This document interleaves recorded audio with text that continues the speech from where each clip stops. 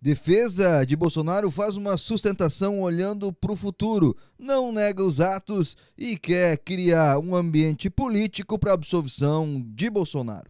Vamos fazer uma análise aqui da defesa, né, da sustentação da defesa de Bolsonaro em sua defesa na ação penal 2668 do Supremo Tribunal Federal, onde os advogados, né, foram 2 advogados na sustentação, olham muito mais para o futuro, tentam criar espaços para futuras anulações e, acima de tudo, jogam também no campo político, mas não negam os atos, não negam que tenha acontecido as reuniões, eles apenas dizem que Bolsonaro não estava envolvido, e a gente vai fazer uma análise aqui do discurso, do que os advogados de Jair Bolsonaro falaram durante a sustentação de defesa. O que aconteceu com a investigação da Polícia Federal e depois com a denúncia do Ministério Público é, na verdade, uma sucessão inacreditável de fatos.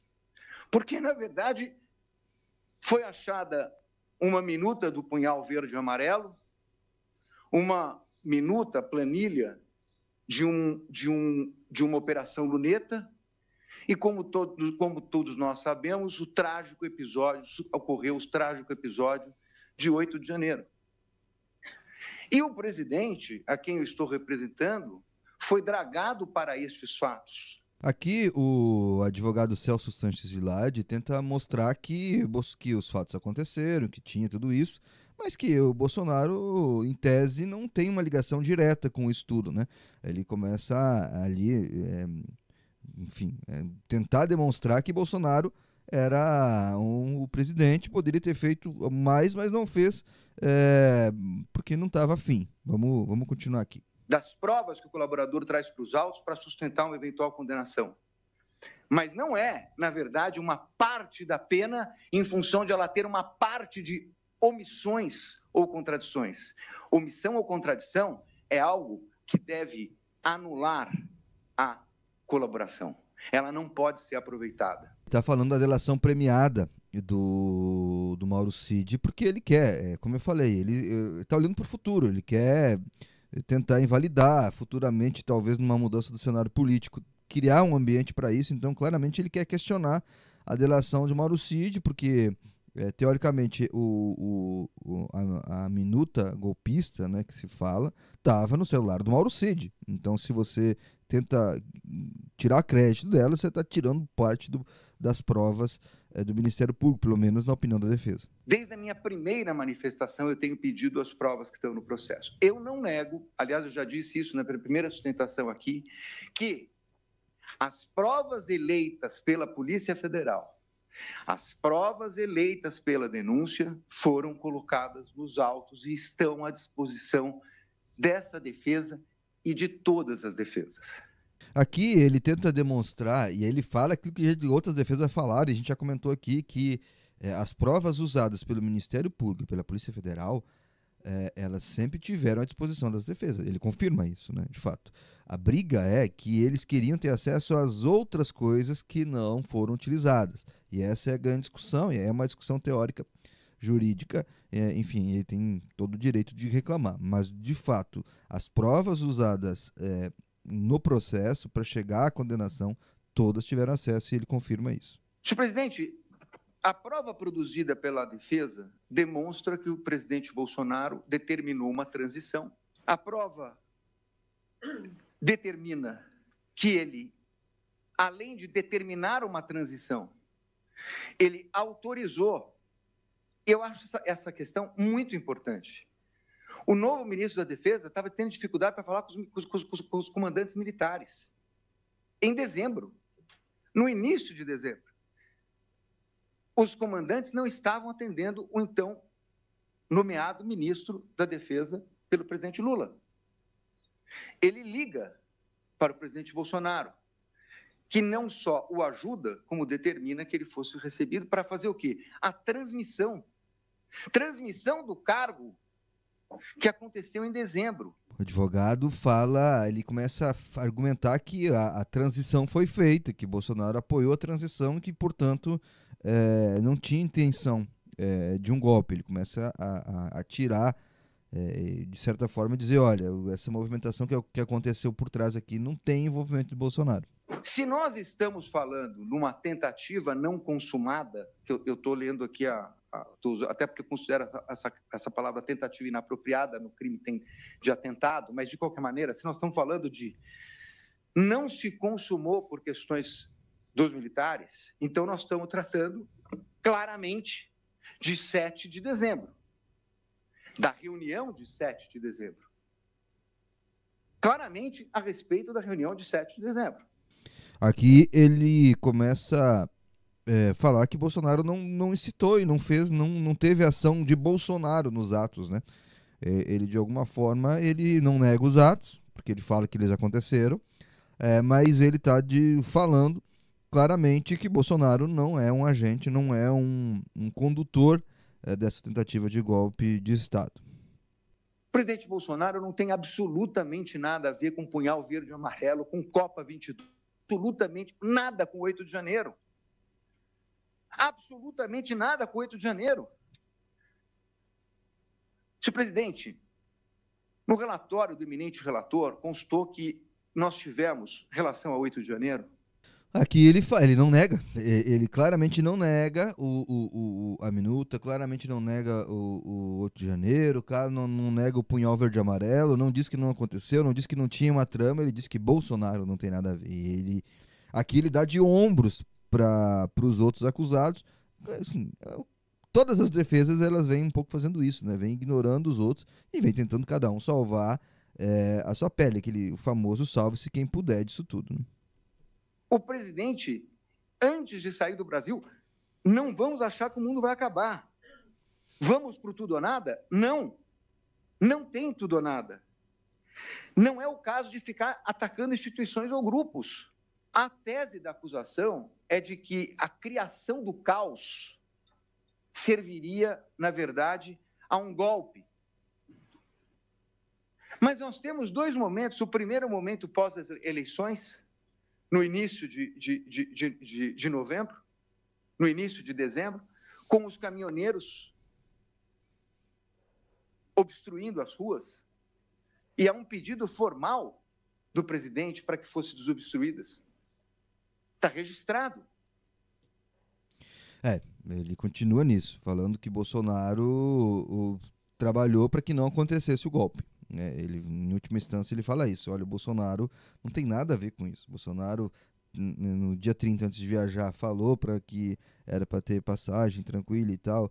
Então, ele insiste em dizer que toda essa trama não se consolidou porque Bolsonaro não queria teria desistido ou não teria embarcado nessa tese. O ministro do Exército e o brigadeiro, chefe da aeronáutica e chefe do Exército, general e o brigadeiro, que houve uma conversa no dia 7/12. Sendo importante dizer que o chefe da aeronáutica não estava em dezembro, porque ele viaja no final de novembro e, portanto, em dezembro o chefe da aeronáutica não estava. Mas, como quer que seja, houve uma reunião com o ministro da Defesa, agora sim, vocês têm razão, com o ministro da Defesa, e com o chefe do Exército. O ex-presidente Bolsonaro, no seu interrogatório, disse o seguinte, respondendo a perguntas do relator e da própria defesa: o senhor conversou com alguém a respeito de alguma medida? Sim, eu conversei sobre medidas constitucionais. Vossas Excelências poderão dizer, era cabível, como disse o Ministério Público, uma conversa a respeito de uma decretação de estado de sítio ou de GLO? Não, não era cabível. E não foi feita. Não foi feita.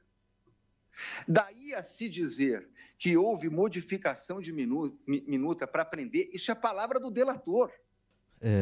Aquilo que está claro, né? A reunião com os generais, com os comandantes das forças, né? Não só generais, né? Porque tem brigadeiro, tem os almirante, aconteceu. Houve a discussão sobre um possível estado de sítio e uma GLO. Houve tudo isso. Então, assim, mas, de fato, os comandantes não entraram no intento. Então, isso é fato. Isso é fato. Então, e o Celso Sanches Villardi tenta dar um ar de legalidade. Ó, discutir isso aqui não é ilegal. Não é ilegal.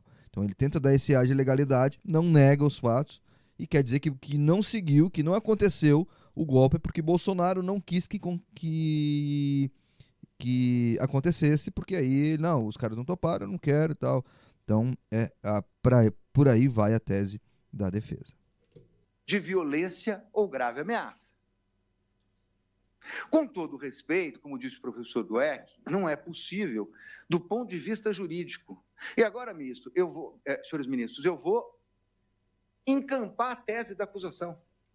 Da discussão de 7 de dezembro com o chefe do Exército, com o chefe da Aeronáutica, o ministro da Defesa, o da Aeronáutica não estava, mas eu vou encampar a tese do Ministério Público. O início de execução, nós estamos falando de um crime tentado, de atentado. E, portanto, na verdade, a mera tentativa é que configura a própria consumação do delito. Um crime de atentado. Mas esse crime de atentado não é porque de atentado que ele não tem o início de execução.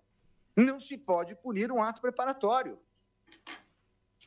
Então, senhores ministros, eu quero encerrar dizendo o seguinte: uma pena, uma cogitação de pena para além de 30 anos, para um fato específico, que foi trazido por um delator, que é a reunião de ministros de Estado, dos chefes das Forças Armadas e um presidente da República, sem nenhum ato, sendo que o general, que é citado como testemunha de acusação, diz claramente: nós tivemos aquela conversa e depois daquela conversa o presidente nunca mais tocou naquele assunto. O assunto foi encerrado na conversa de 7 de dezembro. Então, um assunto encerrado, gerar uma pena de 30 anos, não é razoável. Aqui o Dr. Celso, ele busca uma redução da pena. Aquilo que eu falava, né? A defesa de Bolsonaro, ela olhou muito para o futuro, tentou tirar Bolsonaro, dizer que os atos aconteceram, mas que Bolsonaro não foi efetivo, participou das reuniões, mas que não deu sequência porque ele não quis, para tentar atenuar as penas.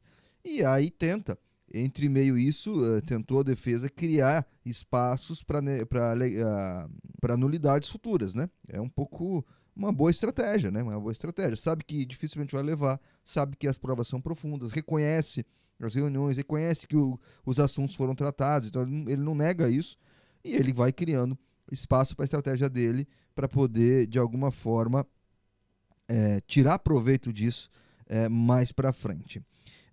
Vamos agora ouvir o Paulo Amador Tomás Alves da Cunha Bueno, né, o outro advogado de Bolsonaro que terminou aí a sustentação de defesa do ex-presidente. E acreditar que, em algum momento, há um elemento que aponte ao ex-presidente Jair Bolsonaro um ato violento ou um ato de grave ameaça, atendendo, assim, à exigência do tipo penal. Uma live realizada em 2021 é um ato violento ou uma grave ameaça? O protocolo de uma ação no Tribunal Superior Eleitoral é um ato de violência ou grave ameaça? Uma reunião com comandantes de forças, onde se discutiram mecanismos constitucionais, é um ato de violência ou grave ameaça? Evidentemente que não, excelências. O que a denúncia pretende, o que a acusação pretende, é emprestar uma expansão ao tipo penal que o legislador não deu. Aqui o Dr. Paulo Amador, ele vai nessa linha também, né? Ele vai dizendo, olha, teve a reunião, e aí, percebe, eles não negam na discussão, então eles tentam dar um ar de legalidade. Foram discutidos mecanismos que estão na Constituição, que é o estado de sítio e a GLO, mas que não foi dado sequência porque Bolsonaro não quis, porque se entendeu ali que não se cabia fazer aquilo. É isso que a defesa tenta colocar, e o Dr. Paulo ele vai também nessa linha, e aí para tirar Bolsonaro disso, fala, olha, não teve grave ameaça porque não teve consequências, e não teve consequências porque Bolsonaro não quis. Então essa é a linha que a defesa vai indo. Vejam, vossas excelências, Se a denúncia sustenta que o início de execução dos crimes apontados se deu por ocasião da reunião do presidente Bolsonaro no final de dezembro com os comandantes de força, não ministros, se o início de execução se dá neste momento, é evidente, excelências, que passa-se a considerar, é mister considerar, por que efetivamente não se foi adiante nisso. Ora, é evidente que, à luz do artigo 15 do Código Penal, quem desiste voluntariamente do início da execução do delito responderá apenas pelos atos já praticados.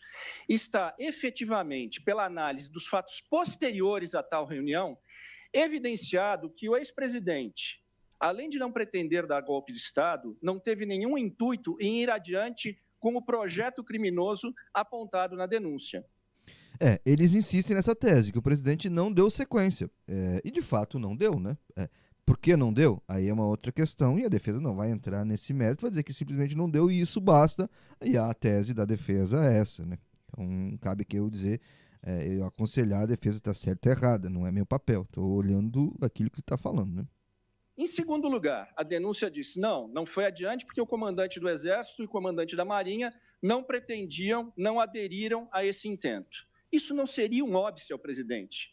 Aliás, se fosse, não seria um óbice em primeiro lugar, porque Estado de Defesa e Estado de Sítio não são atos militares, são atos do Congresso.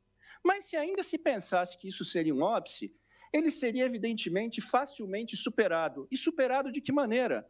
É uma prerrogativa legal do presidente da República a nomeação e também a substituição dos comandantes militares. Está lá disposto expressamente, artigo 4º da Lei Complementar 97 de 1999.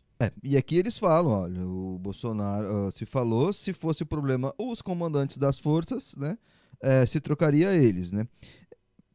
Enfim, é argumento da defesa.